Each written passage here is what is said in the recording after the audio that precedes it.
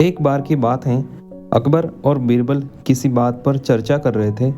तभी एक क्षण ऐसा आया जब राजा अकबर ने कहा, बीरबल, दुनिया में हर 100 आदमी के पीछे एक अंधा व्यक्ति होता है। राजा की यह बात सुनकर बीरबल ने उनकी इस बात पर असहमति जताते हुए कहा, महाराज, मेरे हिसाब से आपका आकलन कुछ गलत प्रतीत होता है। सही मायने में तो दुनिया में अंधों की संख्या देखने वालों के मुकाबले काफी अधिक है। बीरबल का यह जवाब सुनकर राजा अकबर को काफी आश्चर्य हुआ। उन्होंने कहा, जब हम अपने चारों ओर देखते हैं तो देखने वाले लोगों की संख्या अंधों से अधिक ही मालूम होती है। ऐसे में अंधों की संख्या देखने वालों के मुकाबले अधिक कैसे हो सकती है? राजा अकबर की इस बात को सुनकर बीरबल कहते हैं, महाराज, किसी दिन मैं आपको यह बात प्रमाण के साथ साबित करके जरूर दिखाऊंगा कि दुनिया में अंधों की संख्या देखने वालों से अधिक है। बीरबल के जवाब पर राजा अकबर कहते हैं, ठीक है, प्रमाण के साथ इस बात को अगर तुम साबित कर पाओगे तो मैं भी इस बात को जरूर स्वीकार करूंगा।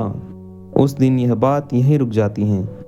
करीब 2 दिन बीतने के बाद राजा अकबर इस बात को पूरी तरह से भूल जाते हैं, मगर बीरबल अपनी बात को प्रमाणित करने के लिए युक्ति सोचने में जुटे रहते हैं।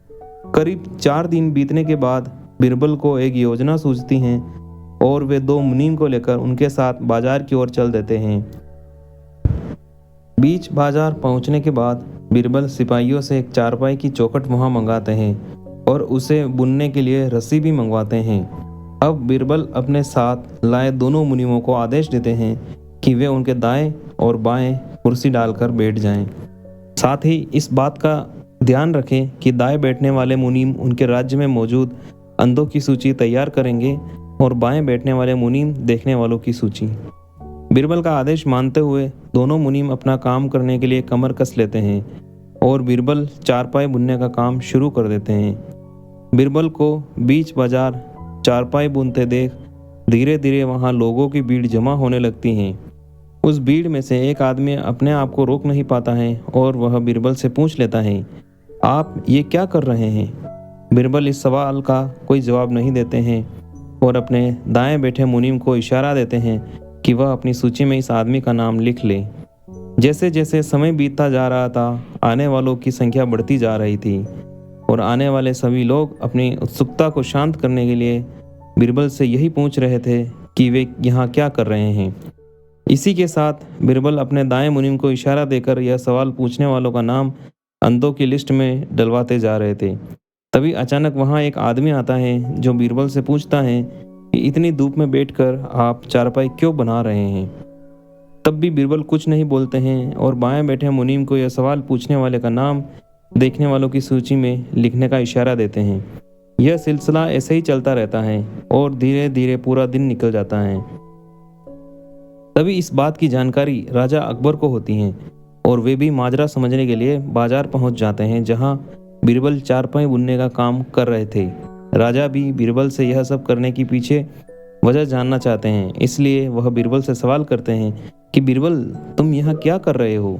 राजा का सवाल सुनते ही बीरबल अपने दाएं बैठे मुनीम को आदेश देते हैं कि अपने अंधों की लिस्ट में महाराज अकबर का नाम भी शामिल कर दो। बीरबल की यह बात सुनकर राजा अकबर को थोड़ा गुस्सा आया और आश्चर्य भी हुआ। राजा अकबर ने कहा, बीरबल, मेरी आंखें पूरी तरह से ठीक हैं और मैं सब कुछ अच्छी तरह देख सकता हूँ, फिर क्यों तुम मेरा नाम अंधों की सूची में चढ़वा रहे हो? राजा अकबर के इस सवाल पर बीरबल मुस्कुराते हुए कहते हैं, महाराज, आप देख सकते हैं कि मैं चारपाई बना रहा हूँ, फिर भी आपने सवाल किया मैं क्या कर रहा हूँ। अब महाराज, ऐसा सवाल तो एक अंधा व्यक्ति ही पूछ सकता है। बीरबल का यह उत्तर सुनकर राजा अकबर को समझ में आ गया कि वह कुछ दिन पहले की गई बात को प्रमाणित करने के लिए यह सब कर रहे हैं। यह बात समझ में आते ही राजा अकबर भी मुस्कुराते हैं और पूछते हैं, बीरबल, तो फिर बताओ कि तुमने अपने इस प्रयास से क्या पता लगाया? बताओ, देखने वालों की संख्या अधिक है या अंधों की?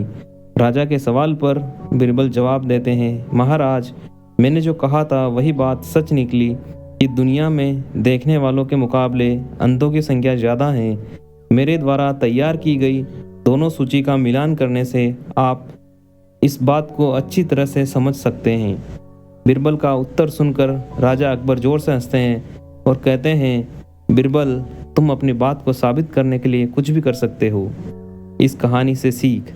अकबर, बीरबल, अंधे बाबा की इस कहानी से यह सीख मिलती है कि दिखाई देने के बाद भी मूर्खतापूर्ण सवाल करने वाला व्यक्ति किसी अंधे के समान ही होता है।